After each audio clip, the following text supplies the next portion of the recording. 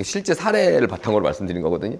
연락했더니만 제가 아유 나 이거 해외 출장 가는데 두 달 걸릴 텐데 두 달?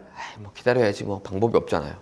이제 두 달 후에 전화하니까 아우 나 여행 갔는데 한 달 걸리겠는데 이제 돈은 다 줘놓고 소유권 이전을 못 해가는.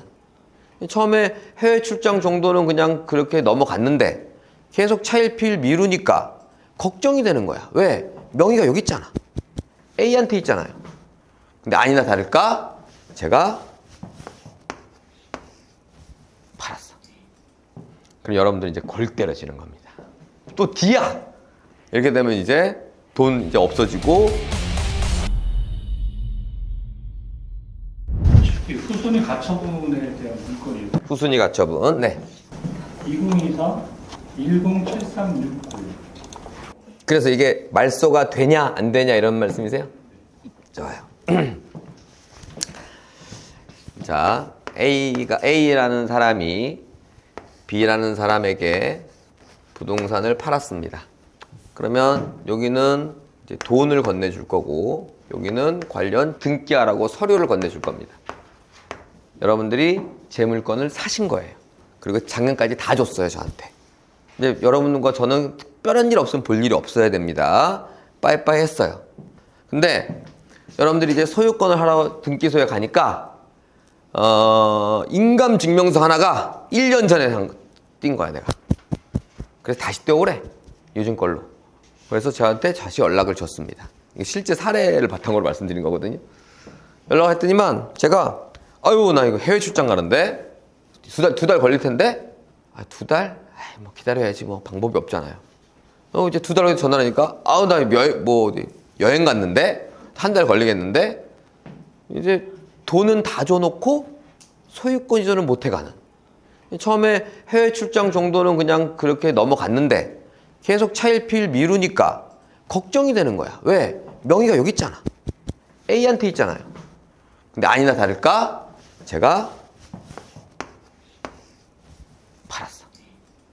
그럼 여러분들 이제 골 때려지는 겁니다. 두 명을 상대로 또 D야. 이렇게 되면 이제 돈 이제 없어지고 이제 어떻게 그걸 찾아와야 될지 아주 복잡한 소송 및 심지어 실익이 없을 수도 있는 그런 것들이 발생할 수 있습니다. 자, 그러면 A가 C한테 못 팔게. 나 이거 소송할 거야. 소송할 거니까 너 팔지 마. 그게 바로 지금 공부할 가처분입니다. 그래서 부동산에 보통 하는 가처분은 처분금지 가처분. 등기를 자세히 열어보면 뭐라고 써있냐면 매매, 증여 등 일체 양도행위 금지. 두 번째, 근저당권, 전세권 등 일체 설정행위 금지. 왜? 소송할 거니까. 너 소송할 거 알고 가져간 거라면 안 된다. 빌려주면 안 돼. 이런 얘기를 미리 등기에 찍어 놓는 겁니다.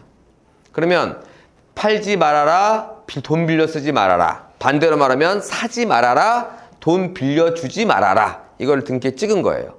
그럼 이제 열심히 둘이 싸우면 되는데 얘가 그래도 팔았어. 자기 명의니까. 그럼 이게 순위상 1순위. 소유권 이전이 2순위죠. 그럼 B가 1순위라는 거 아니야? B가 소송에서 이기면 소유권이 날아갑니다. 왜 사지 말라는데 샀어? C는 A로 봐버릴 거야. 넌 알면서도 했잖아. 그래서 날아가는 거예요. 근데 이거를 여러분들이 보지 않고 뭘 보냐? 이걸 보죠. 비슷한지만 1순위 가처분이 있는데 A가 돈을 빌려 쓰는 겁니다. 그럼 돈 못 갚죠? 또는 안 갚죠? 그럼 이렇게 되는 거예요. 그러면은 말소 기준 권리 위에 있는 선순위 가처분이 되는 거죠. 그리고 낙찰 받죠? 이렇게.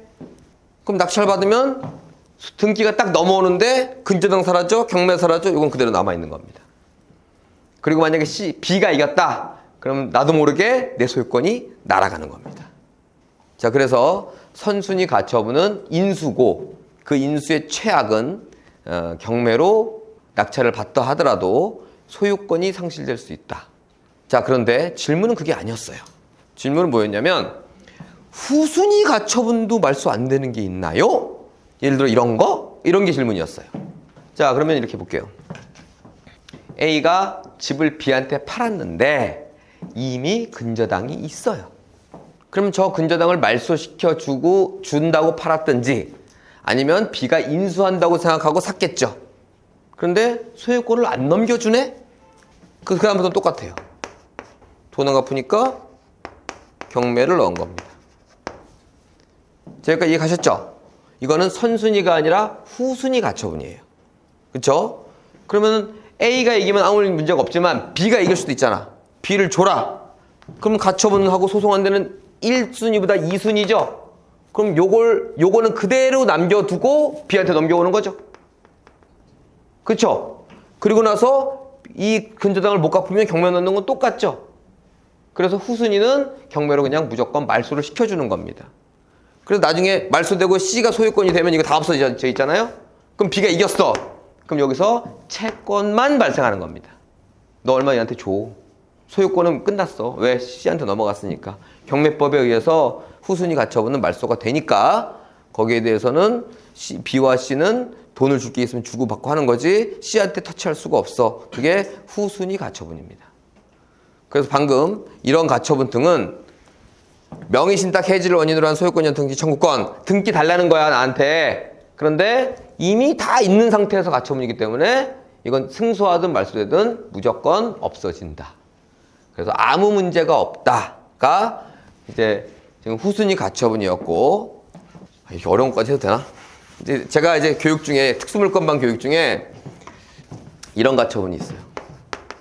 아, 잠깐만. 정리를 잠깐 하고 넘어갈게요. 자, 선순위 가처분 인수됩니다. 인수돼요. 후순위 가처분 말소됩니다. 그러니까 이거 말소 안 되는 거 아니야? 이런 걱정하실 필요 없다는 얘기예요. 자, 이게 끝났어요. 1단락은. 2단락으로 가면 이제 1순위 가처분을 말소시키는 방법이 있어요. 또는 낙찰받아도 되는 물건들이 있어. 잠깐 맛배기를 보여드리자면 가처분이 꼭 소유권을 갖고 오라는 가처분이 아닐 수도 있잖아. 자, A가 B한테 집을 판 게 아니라 A가 B한테 돈을 빌려 썼어요. 그럼 이렇게 돈을 주고 얘는 근저당권을 설정해 주면 돼요. 근데 돈을 받아 써놓고 근저당권을 안 한 거야. 해줘 그러니까 도망 다녀. 싫대. 뒤에 권자 들어가는 건 쌍방합의가 도장이 있어야 되거든. 소유권, 근저당권, 전세권, 지상권 이런 것도 쌍방합의 도장이 있어야 되는데 A가 도망 다닙니다. 그래서 근저당을 설정해 달라고 가처분을 걸었어요. 1순위야.